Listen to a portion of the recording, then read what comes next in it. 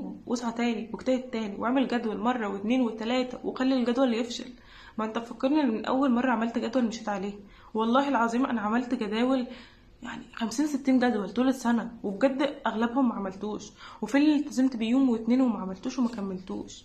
ما احنا مش روبوتس هنعمل الجدول كل يوم ونمشي عليه، مش آلة احنا ماشيين هنعمل الحاجة دي كل يوم وهنبقى كل يوم قادرين نواجه الحياة والدنيا جميلة وان انا قادر اذاكر. بس انت اسعى واعمل اللي عليك عشان ما تندمش، ما ترجعش تقول يا ريتني كنت عملت كذا في ثانويه عامه، يا ريتني اليوم اللي انا ضيعته في كذا كنت ذاكرت فيه. كلمه يا ريتني وحشه جدا، مش شرط في ثانويه عامه، في اي حاجه عموما في الحياه كلمه يا ريتني وحشه. فانت ما تقولش يا ريتني، ابدا دلوقتي. بدات من شهر 12 خلاص، يا رب انا بدات دلوقتي وهتغير وهصلي وهقرب منك وهذاكر وهلم المتراكم عليا. المنهج كتير وصعب ومش هيقدر لا يتلم، لا هيتلم. انا باخد منهج في الكليه اقسم بالله الكيمستري اللي عندنا في ثانويه عامه دي كلها انا اخدتها في ساعتين. الدكتوره دخلت بالانجلش شرحت الكيمستري كلها في ساعتين، وانا فضلت قاعده كده مش فاهمه متنحه مش فاهمه عملت ايه. ربنا مش هيساويني باللي بدا من اول السنه وانا متاخر. لا انت مش متاخر، انت في مكانك اتصح، في نقطه حياتك اتصح اللي ربنا كاتبها لك. ربنا كاتب لك تبدا ثانويه عامه من شهر 12 من شهر واحد، فانت ده اللي مكتوب لك ودي نقطه حياتك. مش لازم كل حياتنا ماشيين نفس الخط مستقيم نفس اللاين كل الدنيا ماشيه عليه. طب لو فقدت شغفك دلوقتي وما عدتش تذاكر، شغفك هيرجع لك امتى؟ شغفك هيرجع لك بقى يوم النتيجه واصحابك جايبين مجموع داخلين الكليه اللي انت عاوزها، وانت بقى يا ريتني ذاكرت، يا ريتني انا دلوقتي والله لو مسكت الكتاب لا مذاكر وجايب اقصى ما عندي عشان ادخل الكليه. بعد فوات الاوان. انت هيرجع لك شغفك بعد فوات الاوان. ومذاكر ومذاكر ولما اللي عليك. اهلا بيكم ثانويه عامه 2025، اتمنى تكونوا بخير. في الفيديو بتاع النهارده هنتكلم عن الفتره دي في ثانويه عامه، وخصوصا بعد الاسئله الكتير اللي جات لي على الانستجرام منكم. الفتره دي انتوا خايفين ومتوترين زياده عن اللزوم. انا درجات الدروس بتاعتي وحشه جدا ومش بتتحسن، انا مش بعرف لسه احل كيمياء، مش بعرف احل فيزياء، التراكمات عندي بتزيد. انا لو بدات دلوقتي هلحق؟ ايه كل الاسئله دي؟ ليه موترين نفسكم وخايفين كده؟ انا في ناس بتقول لي معرفش انا بترعش دلوقتي من التوتر والخوف ومش قادره اذاكر ومش قادره استوعب المعلومات. يا جماعه التوتر والخوف كل اللي هيعمله في حياتك انه هيأخرك. انت لو قاعد متوتر وخايف من دلوقتي ان 4 شهور ونص من السنه عدوا، وان انت متوتر وخايف والتراكمات معرفش اللي عليا، ولو مذاكر كويس من اول السنه بدأت تنسى فقدت شغفك، يعني ايه؟ والله يعني ايه كل الحاجات اللي في دماغك دي؟ انا عارفه ان فتره صعبه وعارفه ان الحاجات دي كلها بتمر في دماغنا كلنا، ولكن عاوزه افكرك بحاجه. التوتر والخوف اللي انت فيه دلوقتي وفقدان الشغف ده هيعمل لك ايه؟ هيأخرك. اول حاجه يأخرك، مش هتعرف تنجز الحاجات اللي انت عاوز تنجزها في يومك بسبب التوتر والخوف. طول ما انت قاعد هجيب مجموع اخر السنه، افرض ما جبتش مجموع اخر السنه معرفش مين اللي هتشمت فيا، خالتي وعمتي ومعرفش مين هيشمتوا فيا لما جبتش مجموع اخر السنه، عمو البقال اللي تحت هيشمت فيا، معرفش بقى اعمل ايه، انا بجيب درجات وحشه في الدروس، احتمال الدرجات دي تبقى درجاتي اخر السنه. عارفه انها فتره صعبه بس مش للدرجات دي. احنا مش في نهايه العالم، احنا مش في سباق جنه ونار، احنا عارفين اي حاجه في الدنيا بتتعوض. هتقولي يا مريم انت تقولي الكلام ده علشان انت عديت ثانويه عامه وخلاص وصلتي لحاجه معينه؟ لا، انا لو حد قال لي الكلام ده على فكره في ثانويه عامه ومهما قال لي ان التعود مرش انا مش هقتنع اقتناع تام. انا ممكن اسمعه زي ما انتوا بتسمعوني دلوقتي، ولكن لا، هبقى زعلانه وخايفه وما اعرفش ايه. بس لما عديت المرحله دي اكتشفت ان انا كنت عاطيه اهميه ثانويه عامه اكبر من حجمها بكتير، وان احنا لو تعاملنا ببرود حرفيا مع ثانويه عامه هنقدر نجيب المجموع اللي احنا عاوزينه. اصل هي كل الفكره في الاسترس والضغط اللي علينا، مش المنهج انت لو ذاكرته من غير توتر وضغط حرفيا هتعرف تلمه وهتلاقيه سهل وماشي معاك كويس. ولكن احنا بسبب ان احنا مثلا متوترين وخايفين وبنفكر في الحاجات دي وبنفكر في اللي هو ده اللي مخلي ثانويه عامه كبيره جدا وصعبه بالنسبه لنا. ما تخافش وما تتوترش، لازم تفتكر حاجه معينه فكرك بيها. احنا جايين الدنيا ليه؟ احنا جايين الدنيا عشان نمتحن ثانويه عامه ونبقى دكتور ومهندس؟ لو جينا نفتكر الغرض الرئيسي من وجودنا في الدنيا هي ان احنا نعبد ربنا ونعمل لاخرتنا علشان ندخل الجنه. غير كده احنا مش مأمورين بحاجه غير السعي. ماشي، احنا مأمورين نسعى بالدنيا، ولكن نسعى في الدنيا ونكون نيتنا لربنا، نيتنا ان احنا بنعمل حاجه دي يا رب انا بذاكر دلوقتي عشان انفع الناس في المستقبل باي يكن المهنه اللي انت تخش فيها وتدخلها وتذاكرها والحاجات دي. انت غرضك الرئيسي في الدنيا انك تعبد ربنا وتعمل لاخرتك.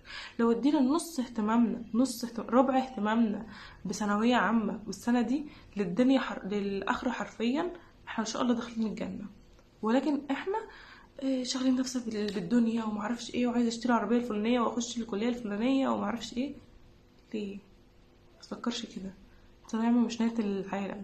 الدكتور مش معمر في الدنيا. يعني عايز اقولك، انت تفكر الدكتور معمر في الدنيا وضامن الجنة؟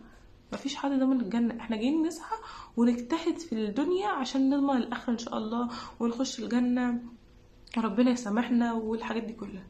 انما اي حاجه بتفكر فيها ان حياتك هتقف بعد ثانويه عامه، وان انت مثلا التراكمات اللي عندك دي مش هتخلص، او الفتره الصعبه اللي انت فيها دي مش هتعدي، فده كلام وساوي الشيطان. كل حاجه هتعدي وكل حاجه ربنا بيعوضنا عليها، بس انت لازم تتعامل مع الفتره دي بحكمه. لازم ما تبصش ان احنا مثلا خلاص عدى 4 شهور ونص، خلاص ان انا مستقبلي ضاع وحياتي ضاعت وان انا ما عدتش اقدر اذاكر والدنيا وقفت. لا، قوم واسعى تاني واجتهد تاني واعمل جدول مرة واتنين وتلاتة وخلي الجدول يفشل. ما انت فكرني ان من اول مرة عملت جدول مشيت عليه. والله العظيم انا عملت جداول يعني 50 60 جدول طول السنة، وبجد اغلبهم ما عملتوش، وفي اللي التزمت بيوم واتنين وما عملتوش وما كملتوش. ما احنا مش روبوتس هنعمل الجدول كل يوم ونمشي عليه، مش آلة احنا ماشيين هنعمل الحاجة دي كل يوم وهنبقى كل يوم قادرين نواجه الحياة والدنيا جميلة وان انا قادر اذاكر. هنسعى في الدنيا ماشي ونعمل اللي علينا، بس مش هنموت نفسنا ومش هنضغط نفسنا الضغط اللي انتوا عايشين فيه ده. انتوا فاهمين قصدي؟ ركز الدنيا والاخره. ثانويه عامه هذاكر وهجتهد واسعى واعمل اللي عليا زي ما امرتني يا رب، واللي انت هتجيبه خير. بص، انت حتى لو جالك حاجه انت مش عايزها صدقني ربنا هيرضيك بيها، بس انت اسعى واعمل اللي عليك عشان ما تندمش. ما ترجعش تقول يا ريتني كنت عملت كذا في ثانويه عامه، يا ريتني اليوم اللي انا ضيعته في كذا كنت ذاكرت فيه. كلمه يا ريتني وحشه جدا، مش شرط في ثانويه عامه، في اي حاجه عموما في الحياه كلمه يا ريتني وحشه. فانت ما تقولش يا ريتني، ابدا دلوقتي. بدات من شهر 12، خلاص يا رب انا بدات دلوقتي وهتغير وهصلي وهقرب منك وهذاكر وهلم المتراكم عليا. المنهج كتير وصعب ومش هيقدر لا يتلم، لا هيتلم. انا باخد منهج في الكليه اقسم بالله، الكيمستري اللي عندنا في ثانويه عامه دي كلها انا اخدتها في ساعتين. الدكتوره دخلت بالانجلش شرحت الكيمستري كلها في ساعتين، وانا فضلت قاعده كده مش فاهمه متنحه مش فاهمه عملت ايه.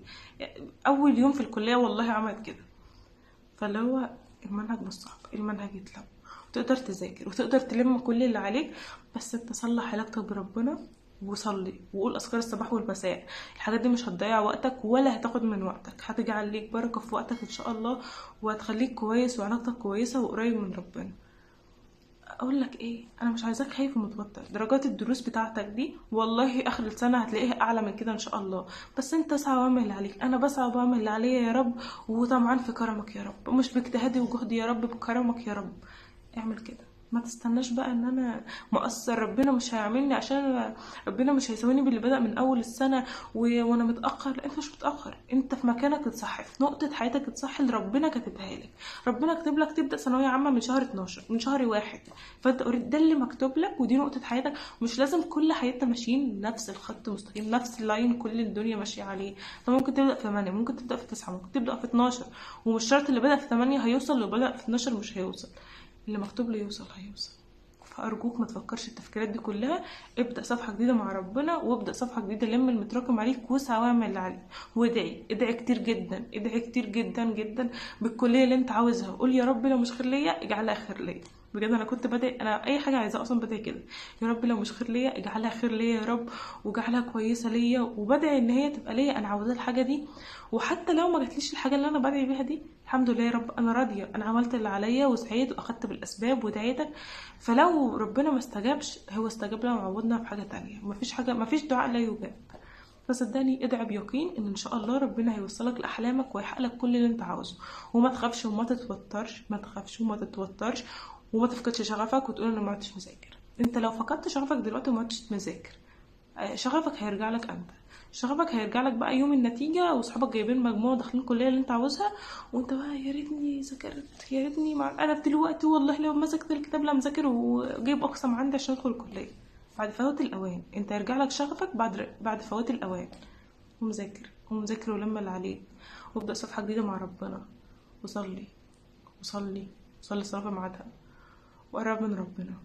عاوز اقول لكم حاجة، التوتر والخوف لما يبقى الانسان متوتر وخايف من حاجة، انت ممكن تقول اذكار. يعني عارفين، استنى اهي جنبي، عندكم الخاتم ده بص، والله العظيم جربته كام يوم. بقول مثلا انا مش شرط ان انا ماسكاه مثلا هقعد ساعه بحالها، اقعد ما بعملش حاجه غير بسبح. لا، انا لابساها سبحان الله الحمد لله الله اكبر، بصلي على النبي، كل الاذكار حرفيا. والله الا بذكر الله تطمئن القلوب. اذكر ربنا دايما، مش هتاخد وقت منك. انت وانت بتذاكر سبحان الله الحمد لله، ماشي في الشقه، نازل الدرس، بتسمع حاجه، سبح، اقرا قران، اي ذكر في دماغك قوله، هيطمنك جدا الفتره دي. وصدقني ربنا معاك. كلنا معاك. انت مش في حرب، انت مش في نهاية العالم ونهاية الكوكب والحاجات دي. انا زي ما فهمتك دلوقتي، فترة هتعدي، فترة صعبة كلنا مرينا بيها، ولكن اللي هيكمل وهيوصل هو اللي واثق بربنا، وهو اللي بيسعى ومش هيوقف.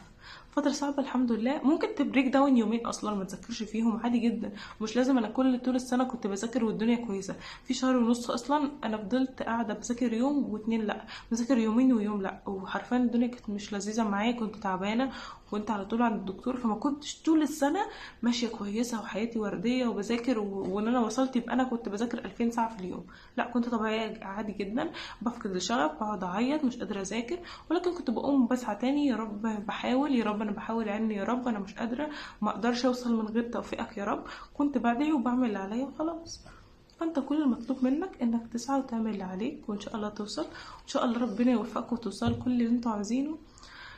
ولو عندكم اي استفسار او اي حاجه، انا حبيت اتكلم معاكم سريعا ان بيجيلي كميه حاجات على اسئله على الانستجرام كتيره جدا، وبجد مش عارفه ارد عليكم كلكم عشان بمتحن وكده، فاختصرت في فيديو يعني. ولو وصلت لنهايه الفيديو ما تنسوش تعملوا لايك للفيديو وسبسكرايب للقناه. مع السلامه.